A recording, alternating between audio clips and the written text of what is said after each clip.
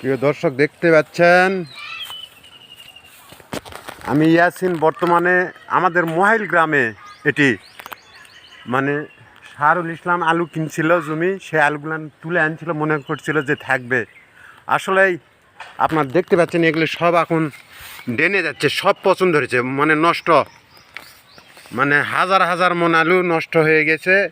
বিশাল একটা লসের মুখে শাহরুল। আসলে কি আর করার, এগুলা বলা ঠিক না।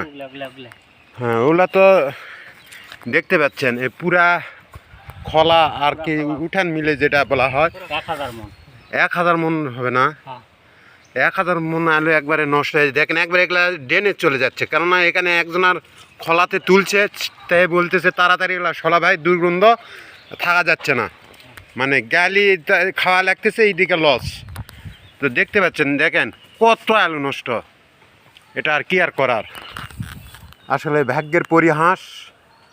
আর এটা হয়তো বা তার মানে এবারে তার লসের প্যালি। আল্লাহ পাক কী করলো, উনি বলতেছে আমার তো ভাই করে খাওয়া শেষ। তো যার দুঃখ তাই বোঝায়। তো একটু হলো ভিডিওর মাধ্যমে আপনাদের দেখালাম যে কতগুলান আলু নষ্ট হয়ে গেছে। তো আশা করি যে আরও আছে। হ্যাঁ,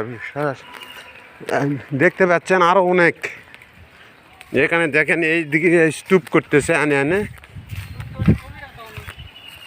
দেখতে পাচ্ছেন স্তূপ করছে, মানে এর গভীরতা 1 হাঁটু, মানে গভীরে ফেলে দিচ্ছে। কেননা এগুলা উপরে থাকলে দুর্গন্ধ হবে।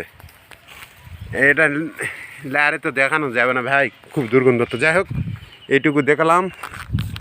ভালো থাকবেন, সুস্থ থাকবেন, খোদা হাফেজ।